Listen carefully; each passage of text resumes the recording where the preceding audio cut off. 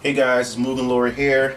Hope you guys enjoyed the videos I just posted up recently with Project Cross Zone preview. Also my Tales of Zillia preview that I posted up. S-Squad, he did a pretty good job with the preview videos. I have more content of that sort to come in the next couple of days. Right now, let's get down to business. There were some pretty interesting things that have been happening for the past couple of days. Yesterday, I had posted up a video talking about the PlayStation 4 teaser they have uploaded, and it's just been confirmed that that teaser was indeed something Sony PlayStation related. So February 20th, we better find out what's going on with the future of the PlayStation 4 and just Sony in general. But there's also been rumors going around about some of the changes that we should expect with the upcoming next-gen Sony console. The major rumor is the change of the DualShock controller, which I've been a fan of the DualShock controller since the PlayStation 1. Since the PlayStation 1. To me, I don't think Sony should change the controller if the rumor is true. The rumor is saying that it's going to be somewhat like a touchpad or something similar around the Vita type style controller, and it's supposed to have a share button which allow you to share content to other players, that's on the network and everything like that. They trying to focus the console to be more of a social based thing. They trying to put more time and and money into the social aspects of gaming.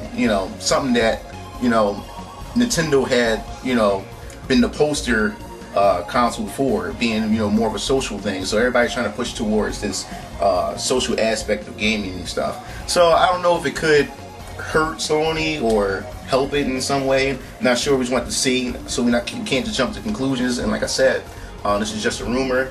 But them going to a pad like is something different from Sony. We've been using the DualShock controller since PlayStation 1, like I said, and now that they changed the control style up and everything, I don't know what to expect. I mean the DualShock controller just been great. This controller was definitely good for fighting games, role playing games. I wasn't really into shooters with this controller. I think Microsoft has the best controller as far as first shooters concerned. But action adventures and everything, this was the go-to controller for me. I love the DualShock controller. So them straying away from this type controller and going to something different with the next console, we're just going to have to wait and see, especially the Sony fanboys and everything, with this, some people bashing the Wii U Gamepad and stuff. Let's see how the Sony fanboys respond to them having something similar to the Wii U Gamepad. And that's the thing, like, ever since the iPad came out, or not even just the iPad, but just cell phones and everything in general, everything's been going to touch lately, and everybody's converting to touch because of the convenience and just everything that's just up to date now with these things. So Nintendo has always been different, so I can expect Nintendo to produce something different as far as controller, especially with the Wii U Gamepad and stuff like that. So I can expect that from Nintendo. But now Sony, in the rumors, is talking about them going to like a touchpad type controller for the PS4 and stuff. So hats off to them. We just have to wait and see if this is true or not, and see how this go. I just hope that Microsoft don't go this route too, with the with this whole touchscreen pad and stuff like that, like originality and stuff like that. But who knows? It may work, it may not work. We'll just see February 20th. Next up, I want to talk about Resident Evil. Capcom had made an interesting discussion talking about that they want to take the Resident Evil franchise back to its original roots, and maybe a possible reboot of the entire franchise. Now, when people hear the word reboot, people start getting scared. People start panicking. Fanboys start getting riled up and everything like that. when people hear Reboot, people start thinking about DMC, Devil May Cry, and what Dante had been through. But that'd be a whole nother topic. We talk about Devil May Cry, later on. But they're trying to focus, or they're claiming that they really want to focus back to what made Resident Evil.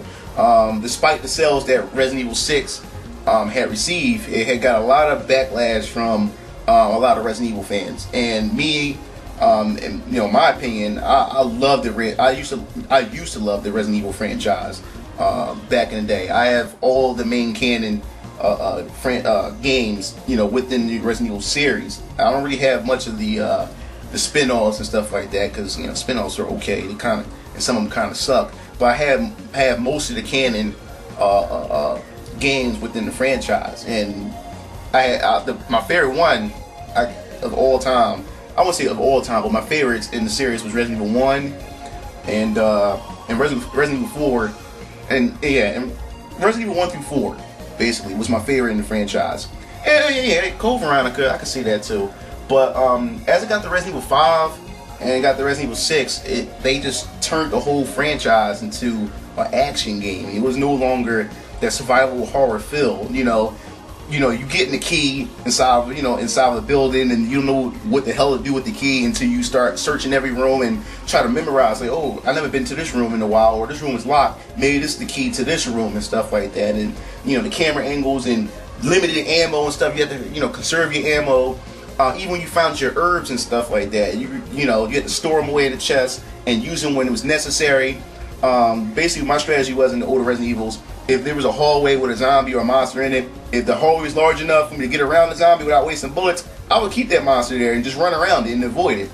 But that sense of horror and survival was pretty much gone once I got to Resident Evil 5 and 6. And as the story started progressing and everything, the story became a mess. It was I wouldn't say hard to follow, but the stories became stupid after that. They got away from the zombies, they got away from everything. They started changing things up.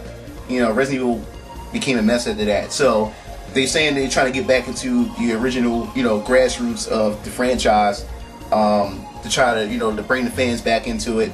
But if they continue with Resident Evil 7, I don't even want to continue after Resident Evil 6. I didn't like the story to that at all.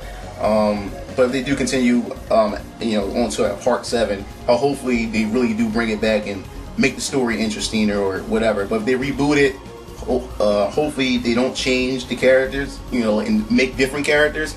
I mean, if they get the characters different personalities, I don't care. Or if they change their look, I wouldn't care too much.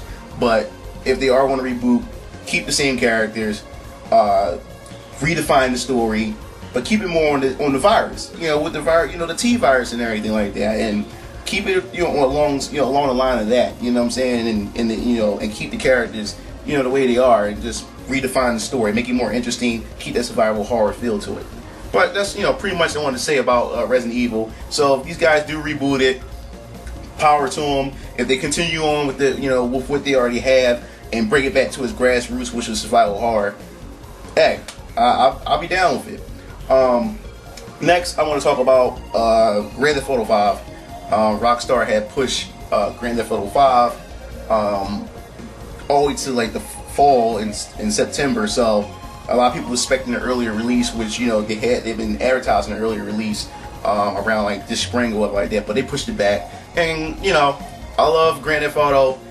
I even had the original Grand Theft Auto on PlayStation 1, the top down view, and stuff like that. So I've been following Grand Theft Auto for some time. So them pushing it back, I mean, it's only a few months. I don't care. I mean, it's coming out this year, so I'm not going to sit there and complain about it. I know a lot of hardcore Grand Theft Auto fans are a little upset about it, but as long as the game is good, and I'm always for this.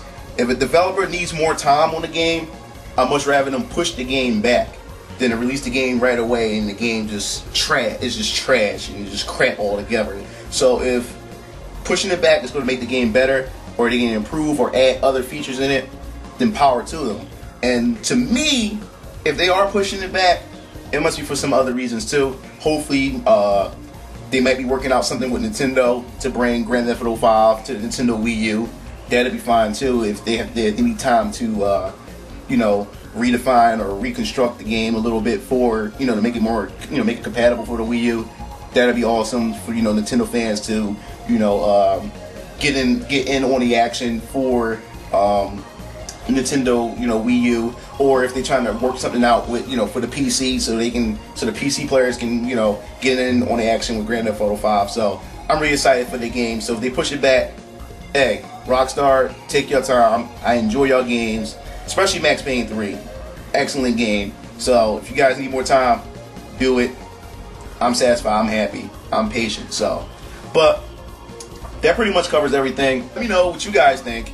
As far as pushing Rockstar pushing back Grand Theft Auto 5, and also Capcom talking about bringing back Resident Evil back to its original roots, which is survival horror or a possible reboot.